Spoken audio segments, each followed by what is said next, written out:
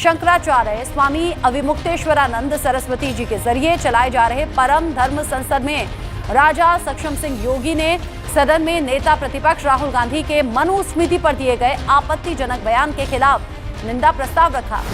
अब दोस्तों, राहुल गांधी को लेकर एक नया बवाल खड़ा हो गया है। एक ऐसा विवाद जिसमें उन्होंने संसद में एक बयान दिया था और कहा जा रहा है कि अब कह दिया गया है कि राहुल गांधी को किसी भी कीमत पर हिंदू धर्म से बाहर किया जाए, या तो वो माफी मांगे या वरना उन्हें हिंदू धर्म से बाहर कर दिया जाएगा। यह विवाद कहां से खड़ा हुआ, कैसे खड़ा हुआ और इसका कितना असर पड़ता नजर आ रहा है हिंदू समाज पर, यह भी आपको दिखाएंगे। लेकिन इसके साथ साथ आपको याद होगा अमेरिका ने किस तरह का बर्ताव हमारे देश के नागरिकों के साथ किया था जो अवैध तौर पर वहां पर रह रहे थे।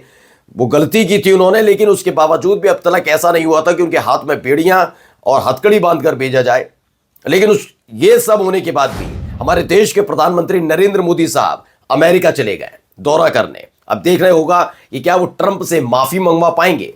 और इसी के साथ खबर अब पश्चिम बंगाल से जुड़ी हुई भी है, क्योंकि मैंने कहा था आपसे दिल्ली के बाद फोकस भारतीय जनता पार्टी का पश्चिम बंगाल में है, क्योंकि पश्चिम बंगाल में अगर जीत दर्ज कर ली तो समझ लीजिए नरेंद्र मोदी साहब ने अपने कार्यकाल में इतिहास रच लिया है। लेकिन इन सब के बीच खबर पश्चिम बंगाल से बीजेपी को लेकर नहीं है, ममता बनर्जी को लेकर है। उन्होंने बड़ा ऐलान किया जिसने कांग्रेस की मुश्किलें बढ़ाई है। नमस्कार, मैं हूं प्रज्वल गौतम और आप देख रहे हैं the live TV. The live TV, सच सबसे आगे। पहले देखिए खबर है इंडिया न्यूज की। राहुल गांधी माफी मांगे नहीं तो हिंदू धर्म से बाहर होंगे। ये किसने कहा, क्यों कहा, किस लिए कहा, ये जरा मैं अब आपको दिखाने और समझाने जा रहा हूं।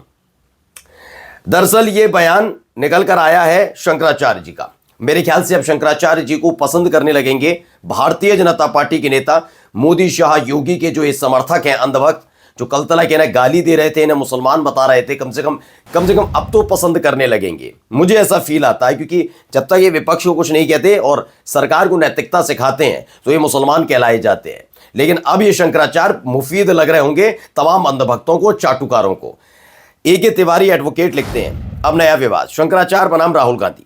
राहुल गांधी द्वारा सदन के अंदर मनुस्मृति पर दिए गए आपत्तिजनक बयान पर शंकराचार्य अविमुक्तेश्वरानंद जी भड़क गए। उन्होंने कहा अगर राहुल गांधी एक महीने के अंदर अपने इस बयान पर माफी नहीं मांगे तो उन्हें हिंदू धर्म से बहिष्कृत कर दिया जाएगा। राहुल गांधी ने हाथरस रेपकांड पर मनुस्मृति को बलात्कारियों के संरक्षण का आरोप लगाया था। अब इस मुद्दे को प्रयागराज धर्म संसद में उठाया जा रहा है। फिलहाल मेरी राय स्पष्ट है कि मैं शंकराचार्य जी के साथ था और आगे भी खड़ा रहूंगा। यानी लोग कह रहे हैं कि आप बात सही कह रहे हैं शंकराचार्य जी, अब कितना है कितना नहीं ये तो आप लोगों को कमेंट करके भी बताना है। देखिए एबीपी न्यूज की भी खबर है, इसमें लिखा है राहुल गांधी को हिंदू धर्म से करें बाहर, शंकराचार्य की धर्म संसद में प्रस्ताव पास।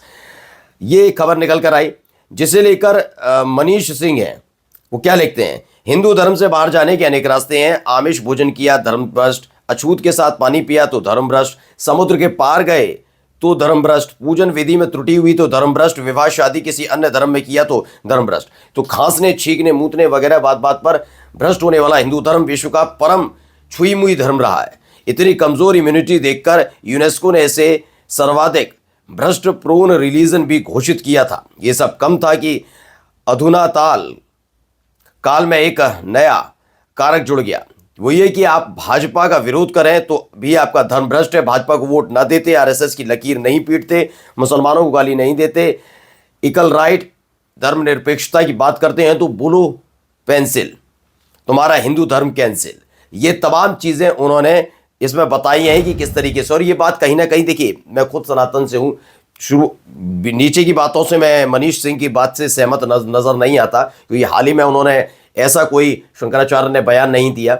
लेकिन शंकराचार्य की जो आपत्ति थी वो उसको लेकर हो सकती है कि उन्होंने जो बोला। लेकिन शुरुआती बातों पर कहता हूँ कि इतनी ज़्यादा बहुत छोटी छोटी चीज़ों को लेकर कहा जाता रहा, लेकिन इस दौर में ऐसी बातों कोई मानता भी नहीं है कि ये कर दिया तो धर्म भ्रष्ट। ये बात बिल्कुल सही कही मनीष सिंह ने। अब देखिए आईबीएन बतूता लिखती हैं, अगर इबन बतूता जिसे कहते हैं, अगर ऐसा हो जाए तो बढ़िया होगा, राहुल गांधी जो बोल रहा है वो सच साबित हो जाएगा। ये मनीष सिंह के ट्वीट पर रिट्वीट किया है।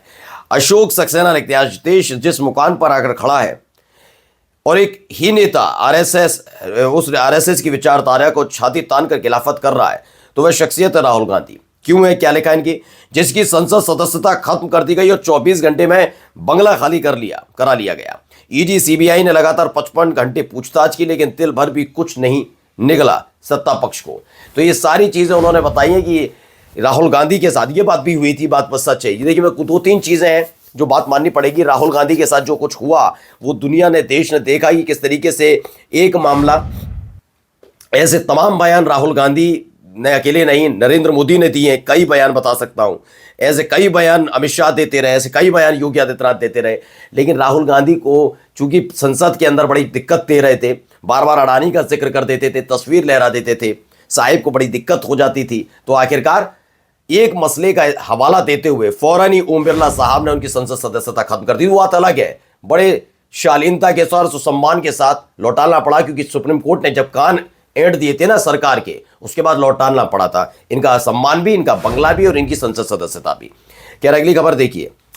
अब आइए, आप याद करिए वो तस्वीरें जब आपके बच्चों को लेकर आया जा रहा था, हाथों में बेड़ियां थी और हथकड़ी थी और पैरों में बेड़ियां थी, बड़ी मुश्किल से घिसटते घिसटते घिसटते वो आ रहे थे। ये हमारे देश में भी आकर उन्होंने किया।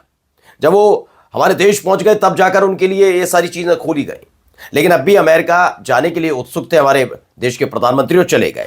नरेंद्र मोदी साहब लिखते हैं, landed in Paris is short while, looking forward to the various program here which will focus on futuristic sectors like AI, tech and innovation। इन्होंने कहा अभी मैं थोड़ी देर पहले ही पेरिस पहुंच गया हूं और यहां पर कई तरह की चीजें मुझे भी करनी है, जैसे फ्यूचरिस्टिक सेक्टर पर फोकस करना है, जैसे AI पर, टेक्नोलॉजी पर, इनोवेशन पर। ये तमाम चीजों का जिक्र उन्होंने किया। पेरिस की यात्रा पर हैं। मैंने कहा ना, घूमने फिरने का शौकीन है ये भाई। इसके बाद ये अमेरिका भी जाएंगे। देखो, पहले प्रधानमंत्री के विचारधारा भी थोड़ा सुन लीजिएगा, क्या कह रहे थे, सुनिए, मजे ले रहे हैं लोग। ये हमारे समाज जीवन में दुर्भाग्य से ऐसा घुस गया है कि अगर हमने स्कूल में इतना नंबर नहीं लाया, 10th में इतना नहीं आया, 12th में इतना नहीं आया, तो जैसे जिंदगी तबाह हो जाएगी। Yes, sir. और इसलिए पूरे घर में तनाव हो जाए। तो रात माँ बाप को तो समझा नहीं सकते। अब तो एग्जाम के 2 महीने बचे होंगे, अब उनको कहो माँ अभी भाषण मत दो, ऐसा तो नहीं कर सकते। तो कहते हैं परीक्षा में नंबर लाना कोई मैटर नहीं करता, पीएम ने बच्चों से कहा। ये लोग मजे ले रहे हैं इनसे हम। वहीं देखिए, ये भी एक पुराना वीडियो देख लीजिए, क्या कह रहे थे। छोड़ के चला गया था एट द एज ऑफ 17। मेरी कोई पढ़ाई वढ़ाई नहीं हुई दोस्तों, आपको शायद आश्चर्य होगा जान करके।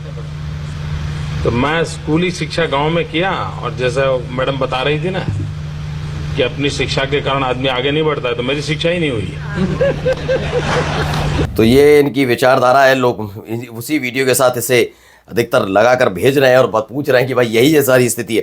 अब आ जाते हैं जरा दिल्ली वाया पश्चिम बंगाल पर। दिल्ली में क्या हालात हुए हमने आपको दिखाया भी। कांग्रेस की वजह से नुकसान हुआ, लेकिन कांग्रेस अपने मन से अकेले नहीं लड़ी थी, बल्कि अरविंद केजरीवाल को लगता था चाहे आप किसी भी राज्य में गठबंधन में लड़ ले आम आदमी पार्टी, लेकिन दिल्ली के अंदर आम आदमी पार्टी इतनी ज्यादा मजबूत है कि उसे किसी की सहारे की जरूरत नहीं, वो अकेले ही जीत सकती है। और हालत क्या हो गई देखिए। अब यही हालत पश्चिम बंगाल में हो सकती है, क्योंकि ममता बनर्जी के ने कुछ ऐसा ही मिलता जुलता अरविंद केजरीवाल वाला रुख दिखा दिया है। लुटियंस मीडिया लिखती है, हम अपने दम पर 2/3 बहुमत के साथ सत्ता में आएंगे, कांग्रेस के पास यहां कुछ भी नहीं, हम अपने दम पर जीत हासिल करेंगे, ये ममता बनर्जी कह रही हैं।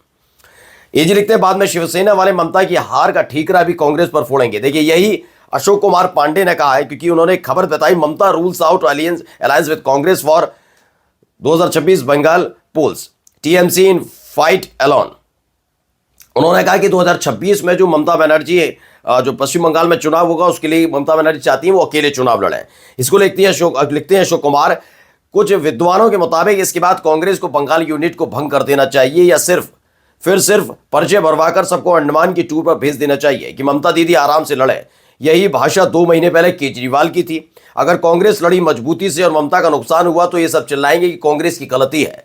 कुछ क्षेत्रीय दलों का अहंकार अद्भुत है, और आप तथा ममता इंडिया गठबंधन में रहकर भी कभी नहीं रहे।